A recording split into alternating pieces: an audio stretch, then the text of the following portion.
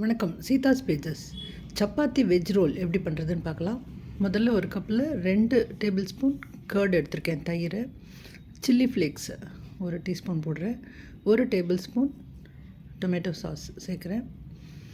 இது வந்து Mexican cheese seasoning இருந்தது, அது சேர்க்குறேன். ஒரிகானோ சேர்க்குறேன். கொஞ்சம் பிளாக் பெப்பர் பவுடர் சேர்க்குறேன். உப்பு. இது உங்களுக்கு சீசனிங் எது பிடிக்குதோ, எது இருக்கோ அது சேர்க்கலாம். இப்போ வந்து சீஸ் ஸ்ப்ரெட், இது வந்து ஒரு 1.5 டேபிள் ஸ்பூன் எடுக்கிறேன். இது எல்லாத்தையும் சேர்த்து நல்லா மிக்ஸ் பண்ணிவிடுங்க. இப்போ ஒரு பேன் அடுப்பில் போட்டிருக்கேன். இப்போ வெங்காயம் 1 பொடியாக கட் பண்ணியிருக்கேன். கேரட், ஒரு பெரிய கேரட் துருவியிருக்கேன். மஞ்சள், சிகப்பு, பச்சை கேப்சிகம் கட் பண்ணி வச்சுருக்கேன். கொத்தமல்லி எடுத்து வச்சுருக்கேன். கொஞ்சம் பூண்டு துருவி வச்சுருக்கேன். இப்போ பேனில் கொஞ்சம் எண்ணெயை போட்டுட்டு ஃபஸ்ட்டு இந்த துருவின பூண்டு மட்டும் சேர்த்துருங்க. இதில் 1 டீஸ்பூன் மிளகாய் பொடி, மஞ்சள் பொடி இது போட்டுட்டு இது கொஞ்சம் நல்லா அது ஒரு வதக்கிற மாதிரி பண்ணிவிடுங்க. இதில் இந்த வெங்காயத்தை சேர்த்துடலாம். வெங்காயத்தையும் சேர்த்து நல்லா வதக்கி விடுங்க. இது வேணும்னா நீங்கள் நடுவில் எண்ணெய் கொஞ்சம் போட்டுக்கலாம்.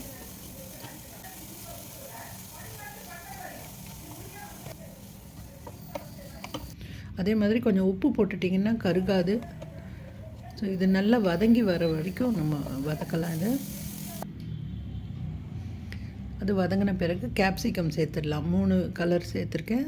அது 3த்தையும் சேர்த்துடலாம். நீங்கள் எதனா 1 சேர்த்தாலும் பரவாயில்ல. நான் கலர்ஃபுல்லாக இருக்கிறதுக்காக 3 சேர்த்துருக்கேன். இதையும் சேர்த்து நல்லா வதக்கிடுங்க. கடைசியாக கேரட், துருவின கேரட்டை சேர்த்துடலாம். இது எல்லாமே கொஞ்சம் லைட்டாக வெந்து ஒரு க்ரன்ச்சியாக இருக்கிற அளவுக்கு நம்ம வதக்கினா போதும்.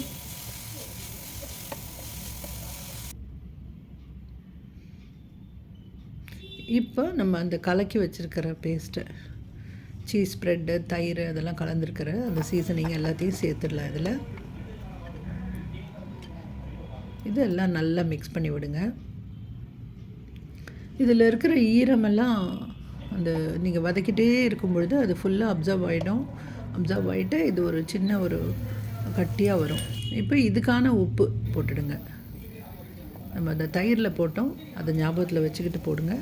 கடைசியாக கொத்தமல்லி சேர்த்துடலாம். அந்த ஈரெல்லாம் இழுத்து ஒரு மாதிரி ஒரு செமி கிரேவியாக இருக்கும்பொழுது எடுத்துருங்க. இப்போ நான் 3 சப்பாத்தி பண்ணி வச்சுருக்கேன். இந்த சப்பாத்தியை கல்லில் போட்டு எடுத்துடலாம்.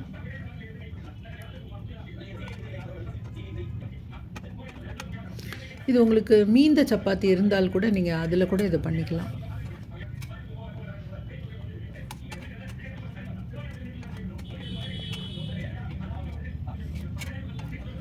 ஸோ நான் எண்ணெயோ எதுவுமே விடலை, அப்படியே தான் எடுத்திருக்கேன். ஸோ இதில் வந்து நம்ம கொஞ்சம் பட்டர் தடவிடலாம்.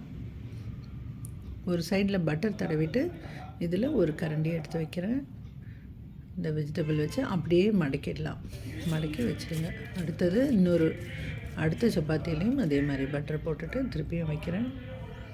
இதையும் அதே மாதிரி மடக்கி ஒரு ரோலாக பண்ணிவிடுங்க.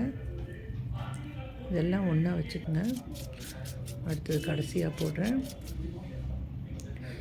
ஸோ இது வந்து நம்ம இதை மடக்கிறோம். இது சில சமயங்களில் நிற்கலைன்னா நீங்கள் ஒரு சின்ன டூத் பிக்கை கூட அதில் வச்சுட்டு அப்புறம் எடுத்துடலாம். ஸோ இதை இப்போ இந்த கடாயில் வச்சிடலாம். இது தோசைக்கல்லில் போட்டுட்டு இதில் கொஞ்சமாக நான் பட்டர் சேர்க்குறேன். இது குழந்தைகளுக்காக இருந்ததுன்னா நீங்கள் கட்டாயமாக பட்டர் சேருங்க. பெரியவங்களுக்கு அப்படின்னா நீங்கள் எண்ணெய் விடலாம், இல்லை எதுவுமே இல்லாமல் கூட நீங்கள் அப்படியே போட்டு எடுத்துடலாம். இது ஏற்கனவே வெந்தது தான், அதனால் இது கொஞ்சம் நேரம் நீங்கள் போட்டு எடுத்தாலே போதுமானது. உடனே இது கலர் மாறிடும். அப்படியே எடுத்துடலாம். கொஞ்சம் நேரம் வச்சுட்டு நீங்கள் எடுத்துடலாம். இது வந்து குழந்தைங்களுக்கு நீங்கள் டிஃபன் பாக்ஸில் வச்சு கொடுக்கலாம், பெரியவங்களுக்கும் பண்ணி கொடுக்கலாம். இது பாருங்கள், இந்த மாதிரி குழந்தைங்களுக்கு கொடுக்கும்பொழுது இந்த மாதிரி கட் பண்ணி கொடுத்துட்டிங்கன்னா அவங்க சாப்பிட்றது ஈஸியாக இருக்கும். இல்லை அப்படியே ரேப் மாதிரி வச்சு கொடுத்தீங்கன்னாலும் அவங்க சாப்பிட்றதுக்கு ஈஸியாக இருக்கும். ஸோ ஒன்று எடுத்து காட்டுறேன் பாருங்கள், எவ்வளோ நல்லாயிருக்கு. இது பாருங்கள், ரொம்ப நல்லாயிருக்கும். கட்டாயமாக எல்லாேருக்கும் பிடிக்கும் நம்புகிறேன். சீஸ் ஸ்ப்ரெட் எப்படி பண்ணுறதுன்றது முன்னால் ஒரு வீடியோ போட்டிருந்தேன். அதனுடைய லிங்க்கு நான் டிஸ்கிரிப்ஷனில் கொடுக்குறேன். இவ்வளோ நேரம் இந்த வீடியோ பார்த்ததுக்கு நன்றி. இந்த வீடியோ உங்களுக்கு பிடிச்சிருந்ததுன்னா ஒரு லைக் கொடுங்க, மற்றவங்க கூட ஷேர் பண்ணிக்கோங்க. சேனலை சப்ஸ்கிரைப் பண்ணாத பார்க்குறவங்களா இருந்தால் சேனலை சப்ஸ்கிரைப் பண்ணுங்கள். மீண்டும் அடுத்த வீடியோவில் சந்திக்கிறேன். நன்றி, வணக்கம்.